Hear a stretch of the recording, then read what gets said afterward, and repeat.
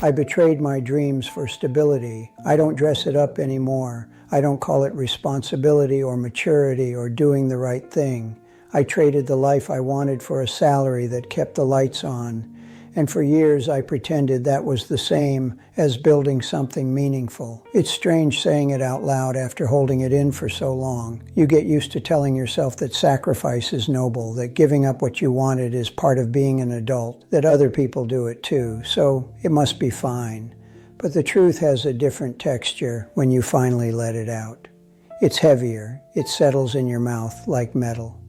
I think I knew it even back then, long before I had the courage to name it. There were days when I'd walk to work before sunrise, my body moving on autopilot, and I'd feel this flatness inside me like someone had quietly scooped something out and hoped I wouldn't notice. I did notice, but I kept walking. I kept showing up. I kept convincing myself that stability was worth more than the things I used to dream about. Over time, that reasoning became so familiar it felt like truth. People applauded me for it, said I was dependable, grounded, sensible, and I nodded along because it was easier than admitting I'd locked away the only parts of myself that ever felt alive. I didn't expect anyone to understand back then. I didn't think anyone needed to. I told myself that dreams were childish, that everyone outgrows them, that the safe path is the smart one. I didn't realize I was shrinking, piece by piece. Every year I stayed in the same chair, under the same fluorescent lights, doing the same tasks with the same practiced expression. You can get used to anything if you do it long enough. Even the dull ache of knowing your life isn't really yours. For decades, I carried that ache like a second pulse, steady and quiet, something I learned to ignore until it became part of me. And now, saying it aloud, I feel the weight of how long I've been silent, how long I've been pretending the compromise was harmless, how long I've accepted a version of myself I never actually chose. I didn't lose my dreams by accident. I put them down, and I walked away. Most people expect a story like mine to come from chaos or hardship, but the truth is, my life was ordinary in every visible way. I had a steady job, the kind you can describe in a sentence, and no one asks follow-up questions. I lived in a small apartment at first, then a modest house with beige walls and a lawn that needed mowing every weekend. I ate dinner at the same kitchen table for years, scraping plates clean without really tasting anything. I talked to neighbors about weather and grocery prices. I remembered to change the car tires before winter. Nothing dramatic, nothing broken. My days rolled forward in that predictable rhythm people call normal life, and from the outside it probably looked stable, safe, responsible. I woke up to an alarm, packed my lunch, checked emails, nodded through meetings where faces blurred together. At 5, I'd drive home through the same route, past the same bakery, past the same intersection where the light always turned yellow too soon. Evenings were quiet, dishes, television, bills, sleep. Weekends were errands, a visit to family, maybe a walk if the weather held. I didn't argue much, I didn't drink much, I didn't chase anything. I convinced myself that meant I was content. For a long time, I didn't question the emptiness I felt in small spaces, standing in line at the post office, waiting in the car while the engine warmed, sitting on the couch while the washing machine hummed. It wasn't sadness, it wasn't depression, just a muted distance, like I was half a step removed from my own life. People assume that such distance comes from trauma, but I didn't have a grand tragedy. My parents were fine. My childhood was fine. My marriage was fine too, just quiet in a way that was easy to mistake for peace. We made dinner, paid taxes, planned vacations that were more about brochures than excitement. I played the role well. I said the right things. I showed up when I was supposed to. And yet, even then, when everything looked appropriate and expected, there was a thin film between me and the world, something I couldn't name. I thought it would pass as I got older, that maybe I was just adjusting to adulthood, that everyone felt a little disconnected but didn't talk about it. But years went by, and the film didn't fade.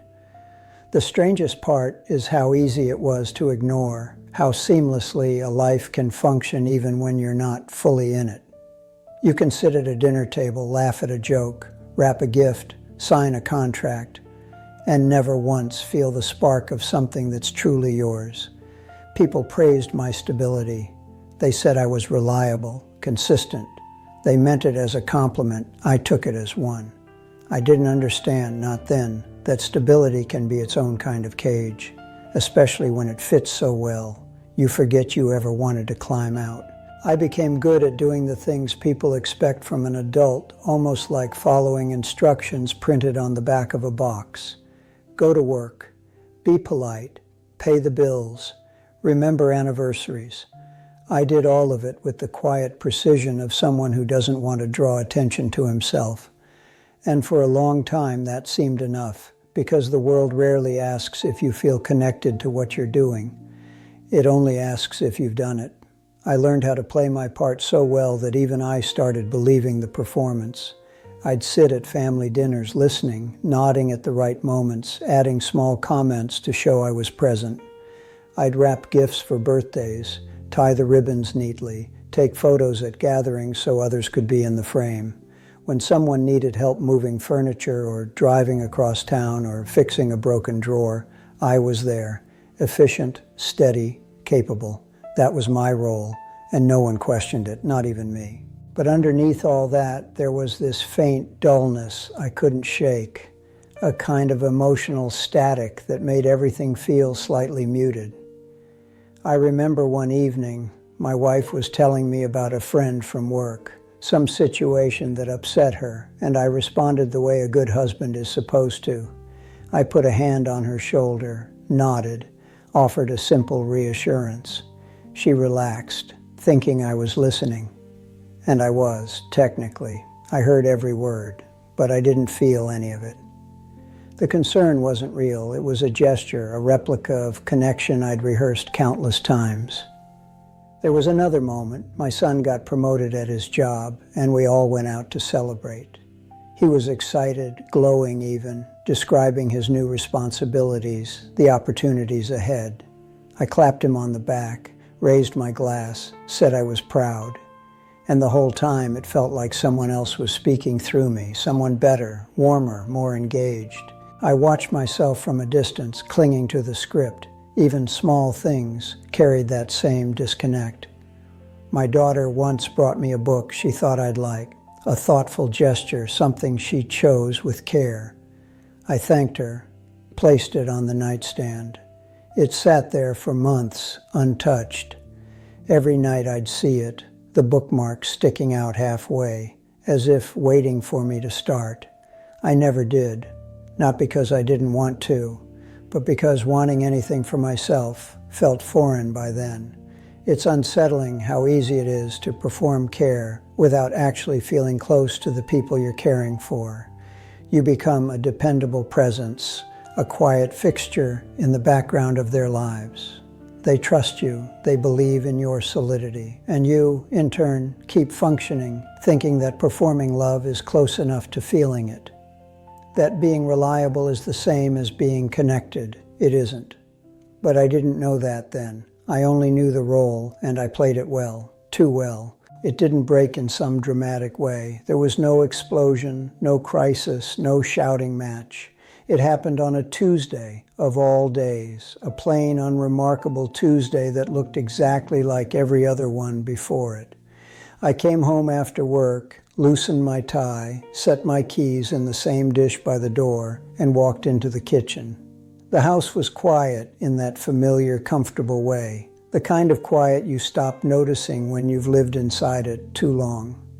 I opened the fridge without thinking, took out leftovers, stood there staring at the cold air spilling onto my hands. And then, for some reason I still can't explain, I froze. Not emotionally, physically. Like my body had paused mid-movement while my mind caught up to something it had been avoiding for years. I saw a photograph pinned under a magnet, one my wife had put there ages ago. Me at my desk, smiling slightly, wearing the same expression I wore everywhere. A small, neat smile, a safe smile, the smile of someone who's mastered existing without inhabiting himself. I don't know why that picture hit me the way it did. I'd seen it hundreds of times, but that night it looked like a stranger staring back at me, a man who resembled me but felt hollow in ways I had never admitted. I sat down at the table with the container still in my hand, food cooling, fork untouched. The overhead light buzzed faintly.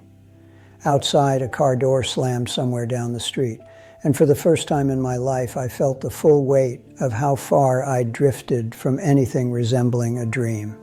Not the childish ones, not being a musician or a writer or any of the things I used to say when I was young, but the quieter dreams, waking up excited, feeling alive in the work I did, wanting something because I wanted it, not because it made sense or paid well or looked respectable. I realized I couldn't remember the last time I had made a decision rooted in desire rather than obligation.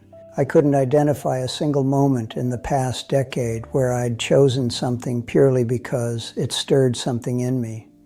That awareness didn't arrive like a stab. It came more like a temperature drop, a sudden coldness inside my chest that made everything around me feel sharp and overly bright.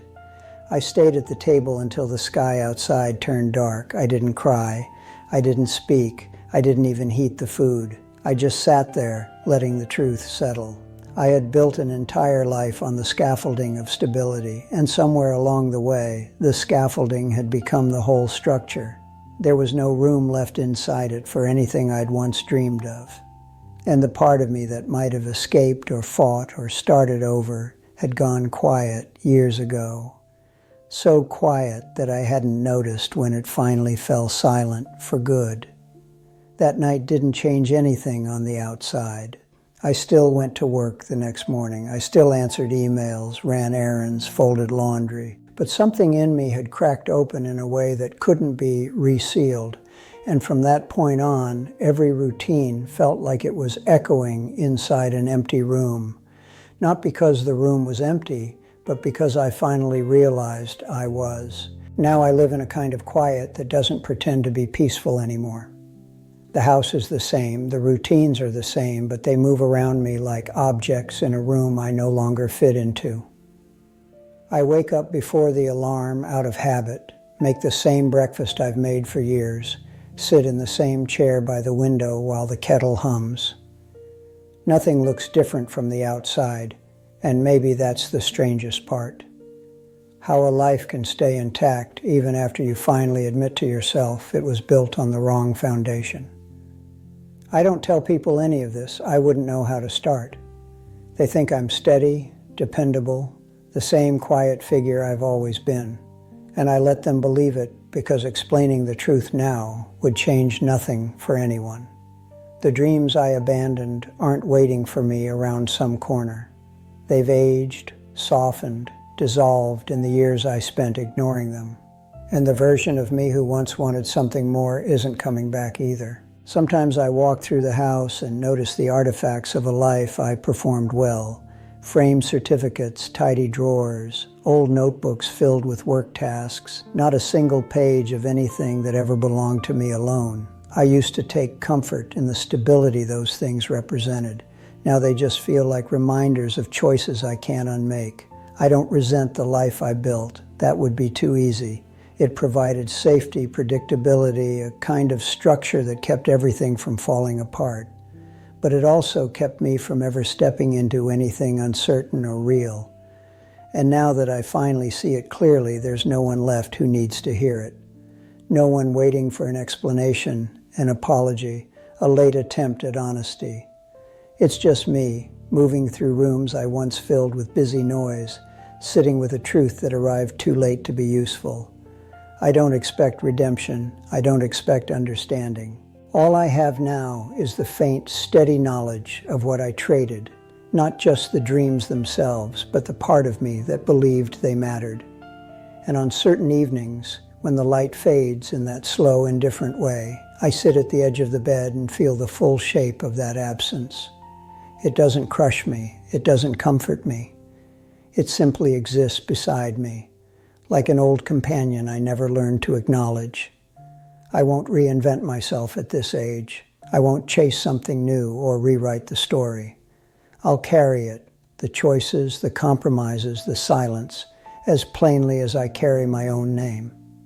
There's a strange relief in speaking it at last, even if no one else hears it. A kind of dull, late honesty that doesn't fix anything, but at least doesn't hide. And when I turn off the lamp at night, letting the room settle into darkness, I'm left with one quiet thought I never had the courage to say before now. This is the life I chose instead of the one I wanted. And I've run out of ways to pretend otherwise.